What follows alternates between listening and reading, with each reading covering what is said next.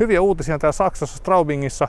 Ollaan Sennebugenin tehtailla. Täällä on käynnissä yrityksen 71-vuotisjuhlat ja sen myötä on oleva demopäivät. Ja tänne on luvassa yli 4000 vierasta eri puolilta maailmaa ja suomalaisillakin on vahva osuus täällä. Ja nyt lähdetään katsomaan, että minkälaisia kamppeita tämä Sennebugen tarjoaa. Mikä olisikaan parempi aloittaa tätä meidän Sennebugen tehdasvierailua, kun käydä tässä Sennebugenin museossa. Ja mä oon tässä meidän päivän opas Joakim Monto, moi! Moi moi! Nyt tutkitaan vähän tätä Sennebugenin historiaa ja mä ajattelin, että sä varmaan tiedät näistä ehkä paikalla olevista suomalaista parhaiten, niin mistä Sennebugen on saanut alkunsa ja missä ollaan tänä päivänä. Niin tässä taustallahan meillä on vähän tämmöistä vanhempaa kalustoa, niin ehkä me aloitetaan sitten suoraan tästä. Niin. Mutta eikö Sennebugen ole sieltä 50-luvun alusta lähtenyt liikenteeseen, kun nyt 71-vuotisjuhlilla täällä ollaan kerran? Niin? No joo, siitä se on helppoa laskea yhteen, mutta tosiaan joo, sulle 51, jos muistan oikein, niin silloin ensimmäinen laite tällainen tehty ja siitä se on sitten lähtenyt kehittymään vuosien saatossa siihen, mitä se on tänä päivänä. Nyt kun katsellaan näitä vaijerilaitteita, niin loppupeleissä niin monet asiat ei ole hirveästi muuttunut, joskin tuossa hydrauliikka on tullut sitten vahvemmin mukaan, mutta näyttäähän nämä vielä monelta osin vielä tämän päivän laitteilta. No joo, tekniikka on tekniikkaa, eli vaijerivehkeethän on nostureissa käytössä edelleen, et hyväksi havattui ja toimivia. Jos katsoo näitä vähän tarkemmin, niin täällä tietenkin sitten esimerkiksi tässä tämä 500, niin ehkä tämä turvalaitteet ja muut käyttövivut on hieman kehittynyt tässä vuosien saatossa, mutta sitä kai se on kaikessa. Että. Joo, ei se varmaan siihen aikaan ei hirveän moni kysellyt sen perään, että kuinka turvallinen tämä on. Ne halusi vaan saada hommat tehty. Niin, kun tiedetään, että vaihtoehtona oli sitten käsihommat, niin siinä tämmönenhän se on. No joo, lapio tai tää, kumman ota. Niin. Mutta nyt ollaan täällä Straubingissa, niin täällä on ollut tosiaan niin valmistajan syntysijoja ja minkäs kokoisesta paketista puhutaan. Tää on lähtenyt tuolla historiaseinässä, kun katsotaan ihan tämmöistä perinteisestä pienestä liikkeelle. Ja tuolla on noita vanhoja logoja tuolla ylhäällä, mutta 51 näyttäisi tuossa olevan ensimmäinen aura tehty ja siitä on sitten lähdetty eteenpäin. Ja täällä näkee sitten ilmeisesti tämän teidän väriskaalakin muuttumisen, että on pikkuhiljaa siirrytty, kun käytävää mennään, niin tuonne nykypäivän väritykseen. Joo, se on tosiaan muuttunut.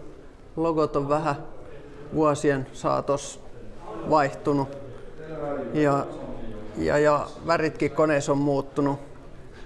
Vaijerilaitteet on tullut tuossa, kun katsottiinkin tuossa 54-52 on ruvettu tekemään noita ja sitten kun mennään, niin milloin kohtaa meillä on päästy tähän kaivinkoneet on alkanut rupea näyttämään ja puomirakenteet nykyiseltä. Ollaan tuossa 60-luvun puolivälissä. Niin.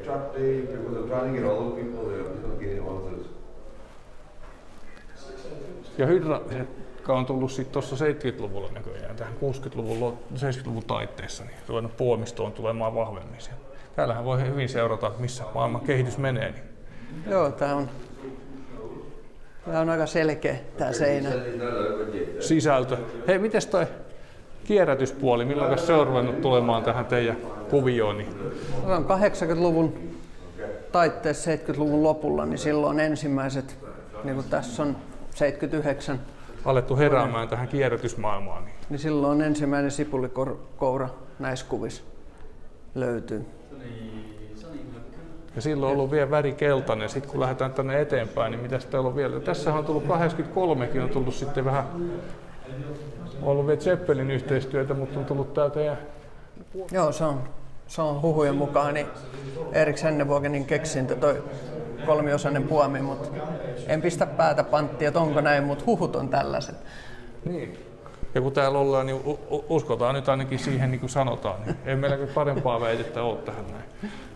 Ja sitten kun mennään tässä eteenpäin, niin 90-luvun puolivälissä on tullut tää teidän vihreä väriä. Joo, 90-luvun alussa on tullut teleskooppinostot kanssa sitten mukaan kuvioihin, mikä on tänä päivänä niin tosi yleinen nosturi Keski-Euroopassa, varsinkin Ranskassa ja Saksassa, niin niitä on tosi paljon käytössä. Mutta Suomessa ei ole vielä niinkään käytössä? Ei ole. Meillä on ihan muutama. puoli tusinaa on tällä hetkellä löytyy.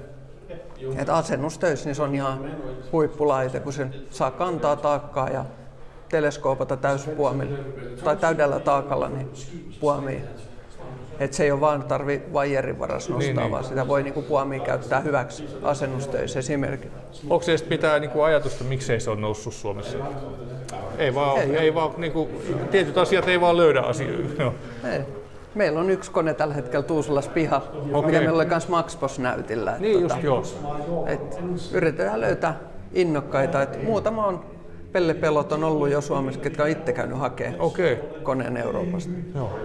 Mikäs tarina sitten, kun tässä on siirrytty teillä aika, tai ruvettu saamaan tietenkin hyttiä jo ylöspäin, mutta nousemaan, mutta sitten on tämä vihreä väri, siihenkin on varmaan joku selitys löytyy. Green Line, kierrätys, se jotenkin sopii yhteen. Ja sillähän se on aika moderni. On. Tänä päivänä vihreät arvot, niin vihreä kone.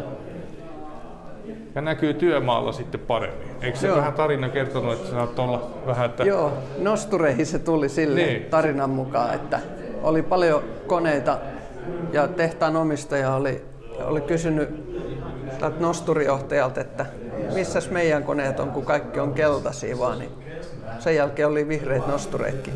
Niin just, ja nythän ne sitten erottuu tuolta omaksi edukseen tuolle työmailla. Hyvä, lähdetään sitten täällä. On nämä tehdasuusinnat, että tässähän Wackersdorfia on sitten perusteltu tuohon, tai itse asiassa tuolla oli toi 2008 jo tehty sitten jonkinlaisia tehdashankkeita. 2008 niin avattiin Verk 2, eli se missä me ollaan nyt. Just. Ja se on sitten, tuossa kuvassa näkyy, niin se on huomattavasti pienempi kuin se on tänä päivänä. Niin tässä on laajennusta tehty. Joo, sitten. Se on pellot ympärillä niin on otettu käyttöön. Ja sitten meillä on tämä Wackersdorfin tehdas, niin siellä tehdään pienemmät koneet, eli 817 860 tulee tuolta ja kurottajat tulee tuolta tehtaalta. Ja se on nyt sijaintina tästä, missä nyt ollaan. Niin noin tunnin ajomatka. Joo, ettei ole ihan naapurikylä. Että. Ei ole. Ja sitten meillä on tämä Verk 1, niin se on itse asiassa se, mistä se on lähtenyt silloin, kun se on sieltä maatilalta siirtynyt niin sanotusti kaupunkiin. Niin se on ollut se pääpaja. Straubingin, joo. Ja se on keskustassa, mutta nythän se ei enää mahu sinne, niin sitten se siirtyy tänne Verk 2, missä me ollaan nyt. Ja tuossa on nyt sitten vähän laajennuskuvaa sieltä. No siinä on jo vähän, mutta sekin on vanha kuva. Se on joo, sekin kohta 10 vuotta vanha. Niin. Joo. No mutta tässä nyt on tätä puolta. Sitten lähdetään katsomaan, kun tätä museossa ollaan, niin mitä täältä löytyy. Tässähän meillä on sitten tätä 5863 tehty Sennepukeni kraanaa, niin se on tän näköistä. Työergonomia on ollut vähän erilaista siihen aikaan. Ja konehuoneeseen kun katsoo, niin sielläkin on ollut vähän erinäköistä. Että... Joo, hyvin yksinkertaista. Jälkimarkkinoille varmaan kohtalaisen helppo. Joo, mekaanista kaikki ja ainoa johto menee starttiin, niin se on... Joo, siis turha etsiä päästölaitteita näistä. Näin, joo. Ja hytit on ollut vähän, niin kuin se on taas spartalaisia. Ehkä me katsotaan tästä viedeisestä koneesta, niin tästä me nähdään paljon paremmin tää ohjaamo. Joo, ei se ole paljon vaatinut se ohjaamo siihen aikaan, tai kuski ehkä. Niin tässä on ollut tosiaan suora yhteys, tuonne vaijerit ja muut löytyy tuosta vierestä. Oho. Mutta miten näitä koneita on tänne? Näitä varmaan niin on jouduttu ihan ostaa asiakkaalta takaisinpäin, vai mitenköhän? Joo, tarinan mukaan niin nimenomaan tämä S800 on jouduttu ostamaan asiakkaat, koska se oli sillä käytössä vielä 2010 vuonna. Aha. Niin, tuossa näyttää olevankin jo kuvaa, kun se on siellä. Joo, se on. Mutta sitten nämä opiskelijat niin on peruskunnostanut sen oppilastyönä. Ja hyvin onnistunut. Onko siinä joutunut omistaja antaa sitten uuden koneen tilalle, kun tän on niinku... Sitä mä en tiedä itse asiassa tai muista ehkä, että mikä siinä on ollut kuvio, mutta... Täällä on ihan yksmukinen konekin tää niin. Varmaan aika häijyä käyntiä. Joo, hammaskehä. Niin.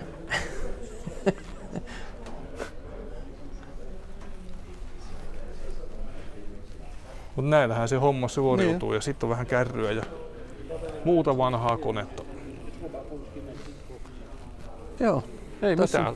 Tuossa on toi sinapivärinen, niin on se Zeppelinin yhteistyö. Tolla siinä teki silloin. Tämähän näyttää jo ihan kuitenkin modernilta koneelta. Ja täällä on nyt jo sitten vähän mielenkiintoisempaa tekniikkaa löytyy jo. No tää alkaa jo olla vähän niinku sellaista esiastetta siitä nykypäivästä. Moottori ja perässä on hydraulipumppuja.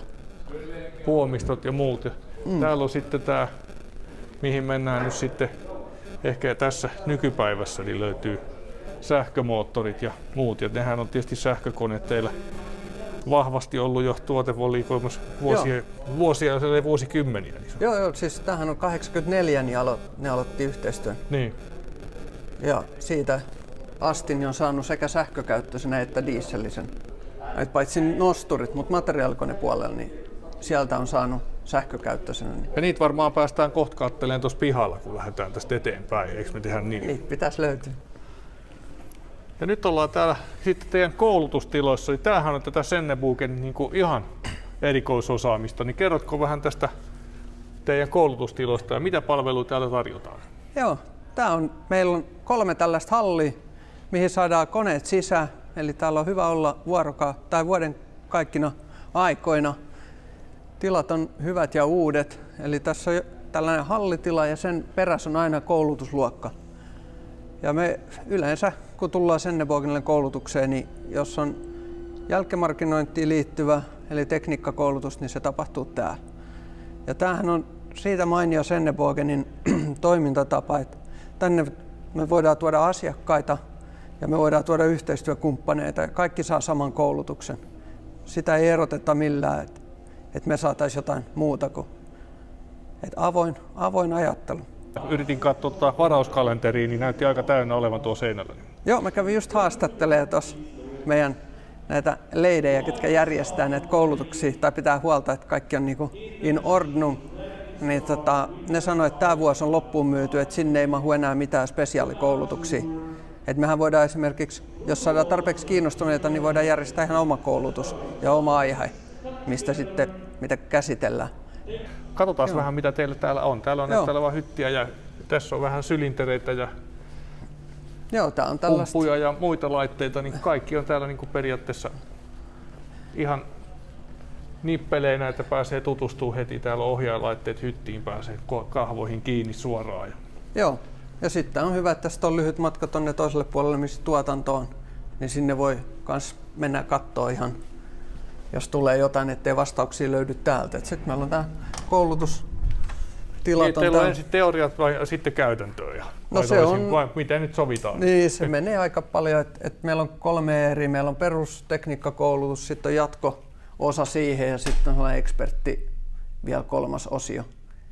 Ja se vähän riippuu just aiheesta, että miten ne jakautuu, että kuinka paljon on teoriaa. Et yleensä ekassa niin käydään läpi kaaviot ja koneen toiminnat, että ymmärretään mitä se kone on ja miten se toimii. Ja sitten siinä jatkokoulutuksessa niin sit on vähän enemmän vianhakua. Esimerkiksi toi lohko, mikä tässä takana on, niin se käydään läpi silleen, että jokainen ruuvi avataan, tai ei nyt jokaista ruuvia, mutta että joka toiminto, mikä tässä on, joka venttiili, niin käydään läpi ja ihmetellään, että miten se toimii ja miten se voi viottua. Okei. Ja onko teillä ihan sitten, puhuit tuossa, että voidaan sopia näitä koulutusohjelmia sitten asiakkaiden mukaan, niin minkälaisia on tyypilliset esimerkiksi suomalaisten asiakkaiden sitten, riittääkö teidän oma valikko vai onko te sitten räätälöinyt aina niin kuin asiakaskohtaisesti nämä koulutukset? Meillä on kyllä ihan löytynyt tehdas listalta se koulutus, että esimerkiksi perusmateriaalikone, niin se ryhmitetään esimerkiksi 818-840, se on niin kuin yksi koulutuspaketti. Sitten on toki tämä uusi G-sarja, niin siitä on ihan oma koulutuspaketti olemassa, että E-sarja on oma ja G-sarja on sitten, koska ne eroaa niin paljon toisistaan. Mutta se, että mikä lähinnä on se räätälöity, että kun niin näkee, että jakkarapaikkoja, niin on tässä suunnilleen se 12, ne yleensä ottaa maksimissaan, niin se on se rajoittava tekijä.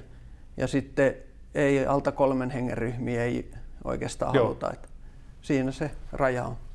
Mitä te käytte sitten tuollaisessa koneessa, kun tuo hallissakin on tuolla pääsee alakauttakin kiertämään ton, katsotte ihan perusasiat läpi kaikki vai mennäänkö se ihan sitten detailitasolle, mitä huollossa tarvitaan tietenkin, varmaan ehkä enemmän sitä, mutta toimiiko tämä niinku koneen luovutus samalla koulutuksena sitten?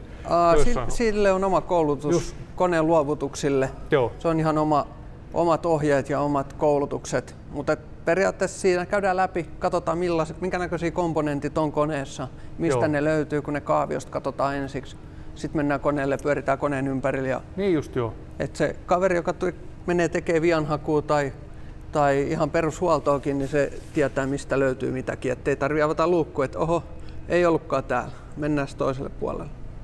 Ja tuossa kun hallin ulkopuolella on nyt siellä monenlaista konetta nyt esittelyssä ja käynnissä demossa, niin käytte sitten ajelemassa näillä tässä vai miten tämmöinen yleisettynä demopäivä tai tämmöinen päivä täällä sitten koostuu, liittyykö siihen mitään ajotehtävää tai muuta kokeilua sitten muuten? Niin. Toki jos me esimerkiksi tehdään jotain vianhakua tai simuloidaan vianhakua ajolle, niin silloinhan täytyy kokeilla. Niin just joo. Ja siihen on hyvät tilat tuossa kyllä. Joo, se on normaalisti tyhjä toi piha, että siinä pystyy kurvailemaan koneiden kanssa. Ei mitään, lähdetään katsoa seuraavaksi. Meillä tehdaskierroskin tähän meidän hommaan kuuluu, mutta tietenkin varmaan katsojatkin ymmärtää, että tuotannollista ja suunnitelmallista syistä, niin siellä me ei kyllä kuvata. Mutta nyt tultiinkin ulos tuolta ja täällä on tosiaan demoalueella ajettavana kaikenlaista konetta, mitä nyt löytyy, ja tää on vasta ihan pieni osa. Again, good morning to everybody. Ja tässä pihalla oli nyt mielenkiintoista tämä 718 ja sitten tuo 728, mikä tuossa takana on valmistettu oikein nousella hakkuu päällä. Niin onko nämä nyt sitten jotain Amerikan kampetta vai mikä näissä on tarina? Ei varsinaisesti, ne on vaan hyvin suosittuja Amerikassa, mutta kyllä näitä ihan Eurooppaakin myydään. Ja varsinkin nyt täällä kun on nämä joet ja niiden ympärillä on ollut, en tiedä onko se sitten jotain mitä nämä nyt on, kuoriaisia, niin, mitkä tuhoaa sit puustoa, niin nehän on joutunut putsaamaan näitä kanavan reunoja, niin näistä koneet on myyty paljon siihen esimerkiksi.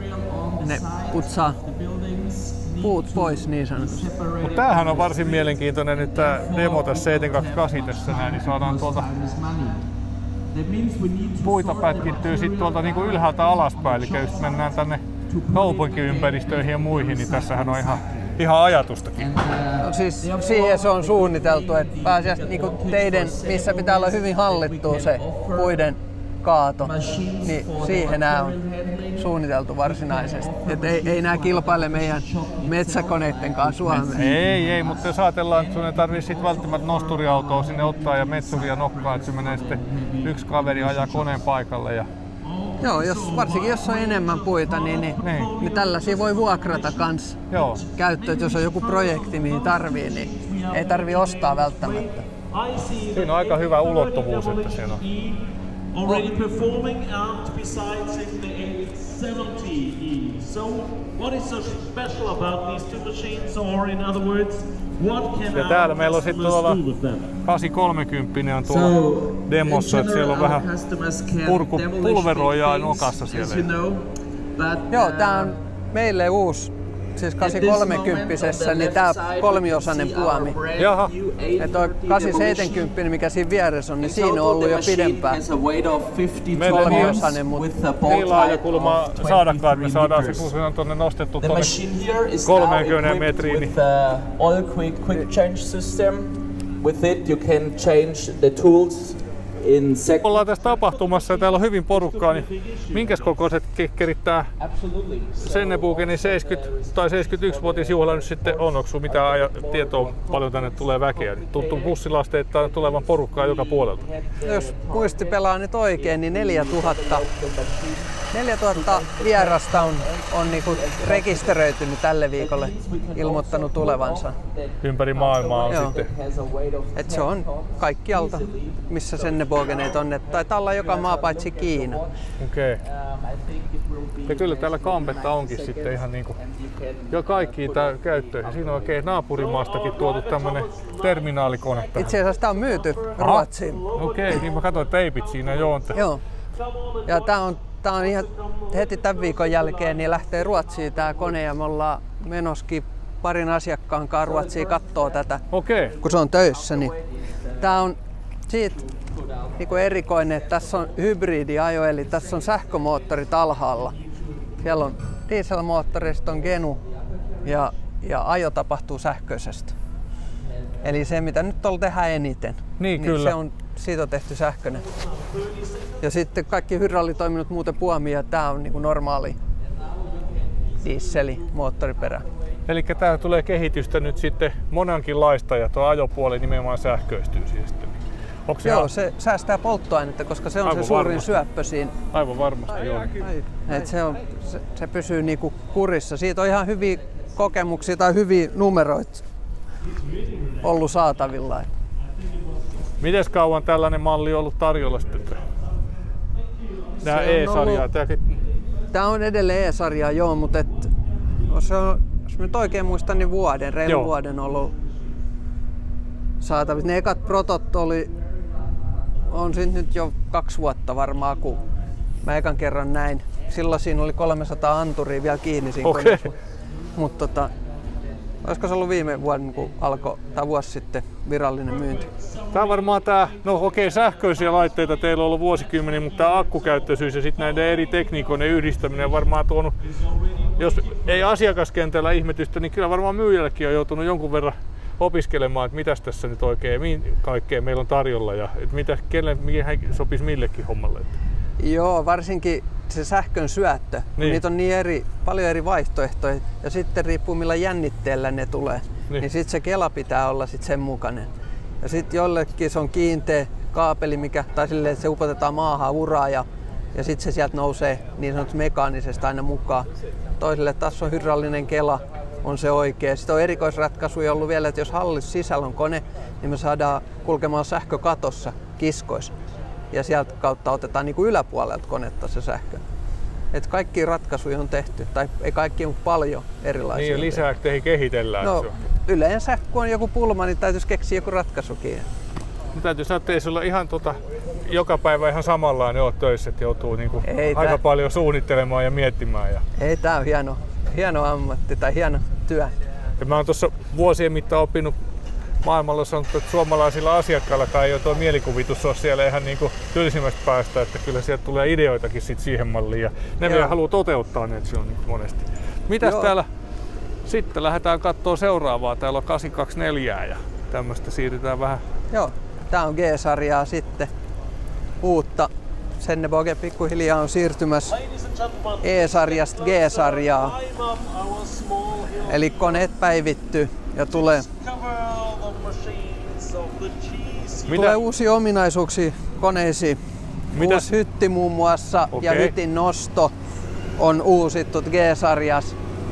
Sitten on moneen malliin tulee hybridi, eli toi paineakut, mitkä on jo löytyy nyt.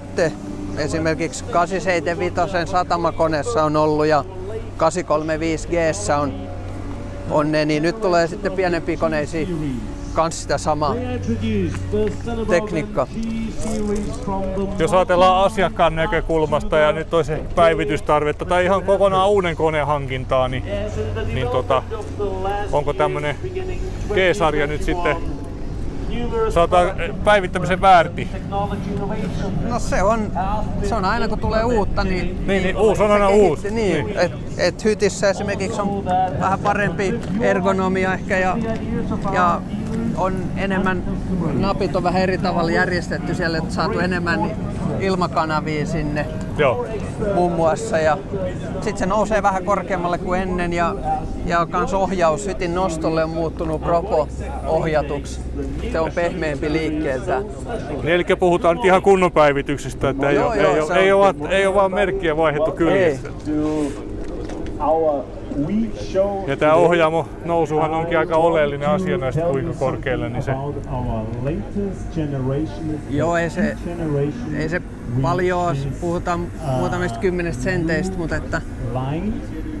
Giving you the best efficiency, the improvements from the well-known E-series. Ja sitten sähkökahvathan tulee meille nyt, että Sennebogen on perinteisesti ollut hydraulisella esiohjatuilla kahvoilla. Mutta nyt ollaan siirretty sähkökahvoja. Et jotkut mallit saa valita, että kummat haluat, joko sähköt tai sitten edelleen hydraulisesti esiohjatuilla. Mutta sitten jotkut mallit, esimerkiksi 817, 822 G-sarja, niin ne on täysin sähköisillä kahvoilla. Okei. Is it the right word, small? Sitten siirryttiin tuonne kurottajamaailmaan ja teillä on tällä 340 geeni. Eikö sitä näyttää aika pätevältä ja maastokelponenkin on tuo laite? Joo, toi on täysin Sennebogenin toi runko on oma suunnittelema ja se on tehty kovaa käyttöä, että tolla saa lannata ja tolla saa puskea kasaa ja se on niinku vahva kaikin puolin. Ja toi nouseva ohjaamohan tekee paljon tuohon, etenkin nähdään tässä lastauspuolella. Niin... No omasta kokemuksesta niin tollasen kanssa, kun on lannannut lunta viime talven Tuusulas, niin on kyllä aika kiva. Kun pääsee ylös, niin se näkee koko koneen kaikki kulmat ja reunat. No tosi hieno. Se muuttuu paljon pienemmäksi se kone, kun katsoo, kun nousee hytillä ylös. Ja siinä varsinkin, jos täytät sitten tai autoakin lyöt lunta kyytiin tai esimerkiksi tässä nyt traktorin perävaunuun, niin siellä... No tolla näkee konttia esimerkiksi. Niin. Kun ei hakkaa laitoihin siellä. Niin... Ei, ja se näkee ihan, että mitä siellä on, mitä menee. Et esimerkiksi jossain akkurin tai sanotaan murskan ehkä syötös, niin toi voisi olla kans hyvä, kun sä näet, mitä siellä kippaat sinne. Jos tollasella kurottajalla nyt syöttää murskaa. Ja meillä tässä seuraavana sitten lähti tätä 835 G-mallia pyörimään nyt sitten. Joo. Tällaisiahan meillä on jo käytössä Suomessa 6 kappaletta. Tuossa Adolf Lahdella ja Pohjasetillä niin on tällaiset puun lastauksessa. Mutta ne on pylonilla varustettu, eli tuossa on metri putkea alavaunun ja ylävaunun väliset. Ne on aika hienon näköisiä laitteita. Ja sitten niissä on vielä toi isompi alavaunu. Tässä on perusalavaunu tässä koneessa. Mutta niissä koneissa esimerkiksi on isommat pyörät ja raskaampi, isommat tukijalat. Ja kaiken puolin raskaampi alavaunu, eli saadaan enemmän vastapainoa. Mä ajattelin, että saadaan tosta tommonen kaste tähän näin, mutta siirti puomia.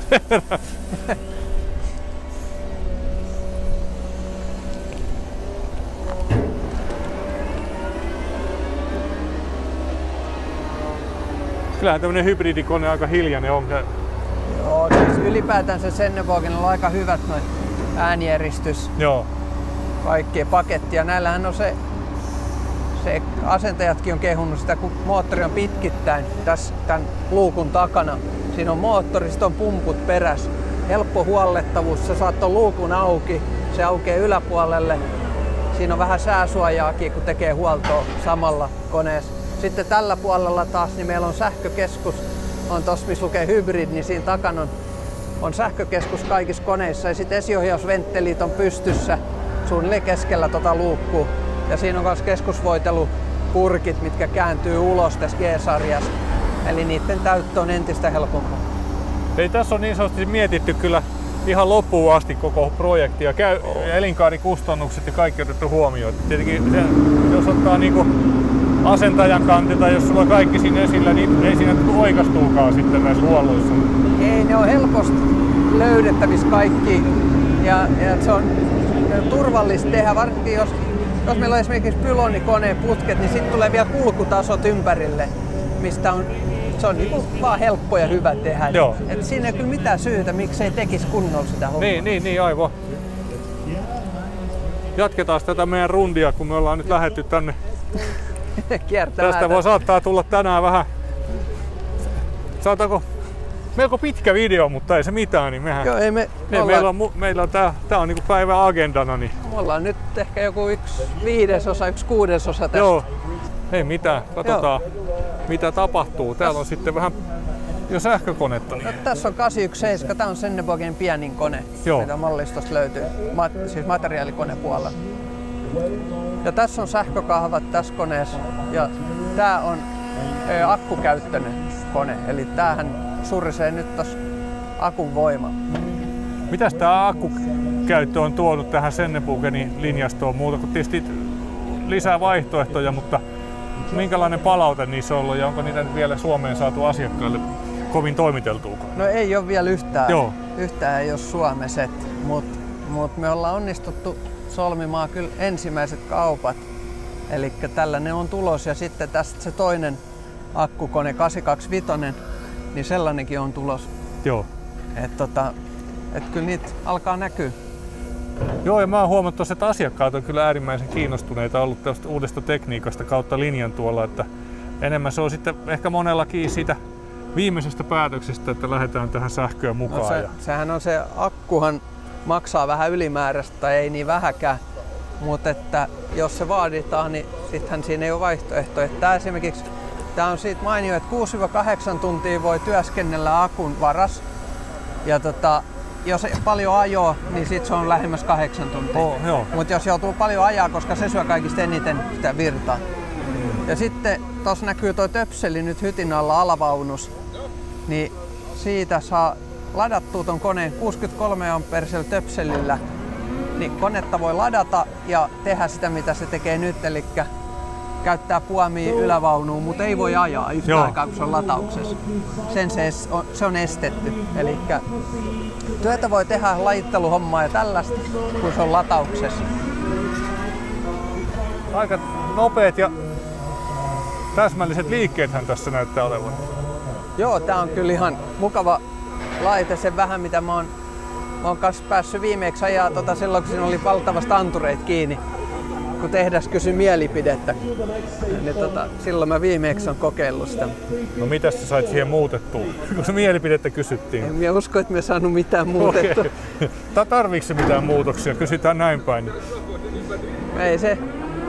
Vähän hienosäätöi kahvan, miten se vastasi silloin, mutta siitäkin on jo, taitaa olla 3 vuotta aika. Niin. Itse asiassa tämä Holtekin ja Sennebukenin yhteistyömallihan lähti jo tuossa, kun tultiin tuolta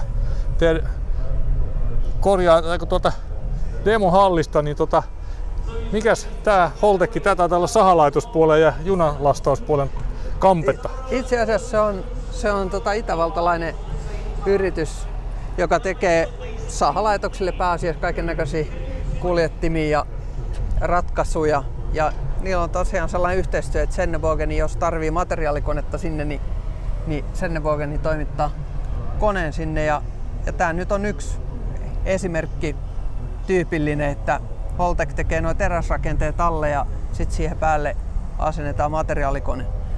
Ja niitä on, jos aihe kiinnostaa, niin löytyy mun mielestä Sennebogenin sivuilta niin on video ja ihan valokuvia niin, siitä, mikä on tehty. Niin, eli periaatteessa toi liikkuu tuolla sitten omien kiskojen varassa tuolla päällä ja sitten voidaan niin kuin ympäri lastata sillä ja purkaa ja mitä nyt sitten käytetäänkin. Ja tietysti tuossa sitten, että kuinka pitkä Holtecin palkki sinne laittaa, niin määrää tietysti sitten tuon liikkumisenkin. Mutta. Joo, just näin. Että se on useampi raide on siinä ratkaisussa, mikä on Itävallassa vai Pohjois-Saksassa, Etelä-Saksassa. Nyt en muista kummalla puolella se on, mutta että siellä on sellainen, missä on monta kiskoa alla ja siinä päällä niin on sitten pitkä Holtecin rakentama. Ja nyt kun ollaan myyntimiehen kanssa juttu sillä, niin kai tämmöiselle, jos sulla on niin kuin joku ajatus, missä Suomessa tämmöinen menisi? Ei mitään havaintoa. Ei mitään havaintoa, okei. Mutta että niin, tässä on yksi mahdollisuus. Niin. Kyllä. Aha, sitten saavuttiin tänne satamalastausvehkeiden pariin vai ollaanko nyt tai näin tossa nyt? Joo, siis tässä simuloidaan satama-olosuhteita, tai pikemminkin ehkä jotain jokilaiva-olosuhteita. Eli tässä on meillä tällainen hopperi, mihin voi mättää tavaraa ja sitten kuljetin tiputtaa sen tonne alas ja sitten nostetaan se takas. Niin tässä voi tehdä esimerkiksi syklejä, jos haluaa laskea, että monta tonnia tunnissa pystyy mättämään, niin siihen sopiva koure ja joku tavoite ja sit aletaan ajaa vaan, niin siitä saa sen arvioitua sitten, että monta sekuntia menee yhdessä syklissä. Eli kun otetaan tavara, tiputetaan hopperi ja haetaan uusi. Ja onko tää tämmönen, että täällä voi asiakaskin tulla testaamaan näitä sitten tämmöisiä vastaavia järjestelmiä? Että joo, tää on ihan koeajokenttä, mikä on täysin toiminnassa vuoden ympäri. Eli jos se jää arveluttaa, että miten sopiiko kone siihen hommaan, niin täällä voi tulla kellottelemaan sitten. Joo, kyllä. Yleensä ne on aika hyvät Excelit tulee tehtaalta. Voin kuvitella. Kourien täyttöprosenttien mukaan ja sitten paljon kokemusta löytyy ympäri maailman, niin pystyy sanoa, että on sitten löytyy. Niin. Joo, ja saksalaisen ominaiseen tapaan niin sitä Excelia dataa sitten kanssa on. Kyllä sitä on, kun vaan antaa vähän aikaa, että sen löytää. Niin tällä hetkellä esimerkiksi on tosi paljon projekteja tehtaalla käynnissä. Teknilliset kuvat niin vaatii sen, että ei tule huomiseksi välttämättä. Mutta tulee kuitenkin. Tulee, joo, kyllä. Hyvä, lähdetään jatkaa sitten taas matkaa. Nyt meillä tulee pidempi siirtymä tähän. Saadaan hengähtää hetki. Tuolta demoalueelta tultiin tässä ja ehtinyt päivä vaihtuu vähän illanpään puoleen ja aurinko laskee alemmaksi, koska on käyty tuolla tehdasvierailullakin, missä ei päästy kuvaamaan, mutta siellä päästiin sen verran ottaa kuvaa, että saatiin noista teidän oikein järeimmin puolen tuotteista kuvaa, mutta niin nyt tultiin tähän kentälle. Täällä on sitten tässä ympärillä niin on luovutusalue. Täältä lähtee sitten tavaraa tuonne asiakkaille maailmalle ja siihen on yksi nosturi tehty siihen vähän niin kuin malliksi ja sitten tässä on 6133 etä ja muuta tässä niin kuin demona sitten tapahtuman vierailit nähtävänä, mutta käydään katsoa vähän, että minkälaista kampetta täällä nyt sitten oikein on. Ja todella paljon. Miten teillä on teleskooppinostureet tuolla iso rivi, niin mikä siinä on ideana? Että eikö teillä ole tavallaan tuossa tuotannossa nähtiin niin aina tilauksen mukaan kamppeita? Joo, mutta nuo nosturit oli tosiaan, niin kuin meille kerrottiin aikaisemmin tänään, niin on asiakkaat, jotka saattaa ilmoittaa, että mä tarviin 2 kuukauden päästä useamman koneen, 3-5 konetta johonkin projektiin, niin sitten on vähän tyhjästä, paha nyhjästä, eli ne tekee määrättyjä malleja, mitä niillä on kokemus, että menee säännöllisesti, niin niitä tehdään sitten. Semmoinen puskuri siihen. Joo, ja osa, ne mitkä on keltaisia, missä lukee Grove, niin ne on kaikki menee Amerikan markkinoille. Mutta tuote on niinku sama, väri on vaan eri sitten. Joo, että sen ne tekee Grovelle nuo teleskooppipuomiset Amerikan markkinoille. Ja tuolla kaukana meillä näkyykin sitten jo sitä teidän isomman pään kampetta, niin mikäs toi 895, kun on tuo? Joo, se vihreä ja 885 on sininen taustalla, mikä on myyty meidän kollegojen toimesta Ruotsiin. Minkälaisia lukemia tämmönen esimerkiksi 895 otetaan tää isoin tästä, niin millaisia nostokapasiteetteihin sillä päästään? Nehän lukemat on huimia. Noissa ei ehkä niinkään on se, että maksiminostokyky, vaan millä alueella tarvitaan operoida. Et yleensä siellä on joku laivasta haetaan tavaraa tai laitetaan laivaa ja sitten on joku hopperi tai joku muu, mihin sitä mätetään. Ja sille me optimoidaan se liikerata.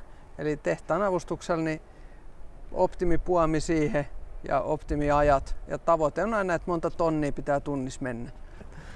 Mikäs juttu, johtuuko tämä, kun teillä on tämä pihan vallan peitetty se teräslevyllä täällä, että niin koneet painaa sitä luokkaa jo, että niin menis pihat muuten huonoksi?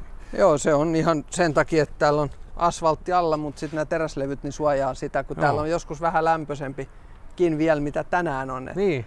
Se menee aika pehmeäksi tämä kenttä. Ja kun kaikki on, tai ei kaikki, mutta paljon on tela-alustaista, niin kuin näkyy, niin näissä on nämä triple barit. Nämä on aika terävät, kun niitä alkaa pyörittää täällä. Et sit jos kaikki olisi niin sileillä lapuilla, niin sitten ei olisi mitään hätää periaatteessa. Kyllä sekin kuulemma, jos on tarpeeksi painava kone, niin sekin uppoaa asfalttiin kuumana kesäpäivänä.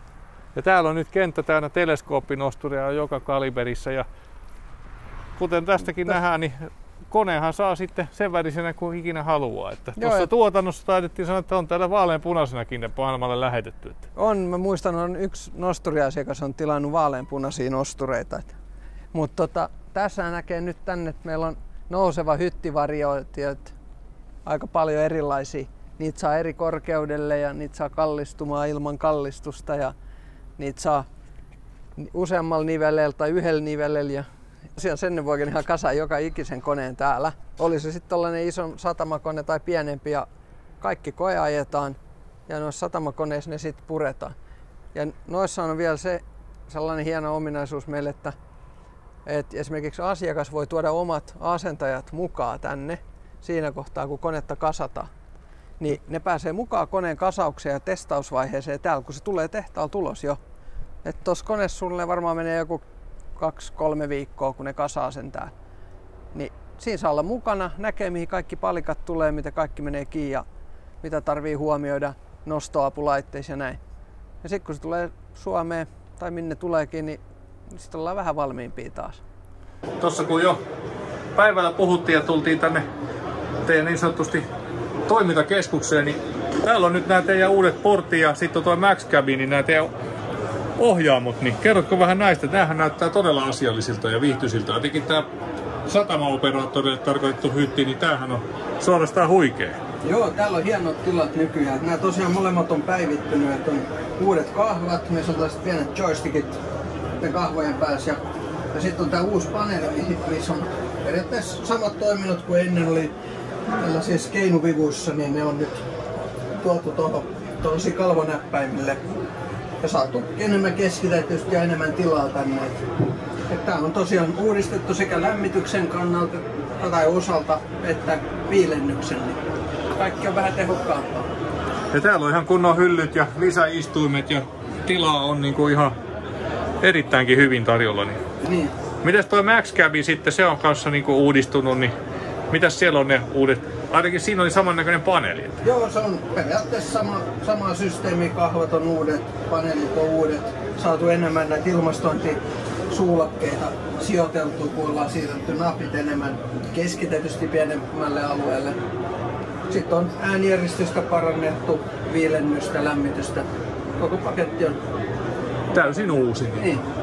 No siinä kuultiin todella paljon tänään asiaa Sennebugenista, Sennebugenin tuotteista ja vähän aamulla jopa historiastakin tuossa, että tämän näköistä tapahtumaa on täällä Sennebugenin 71-vuotisjuhlissa ja kyllähän tästä sitten seuraava tulevaisuus on, kun puhutaan näistä latausjärjestelmistä ja muista systeemeistä, mutta niihin palataan sitten myöhemmin.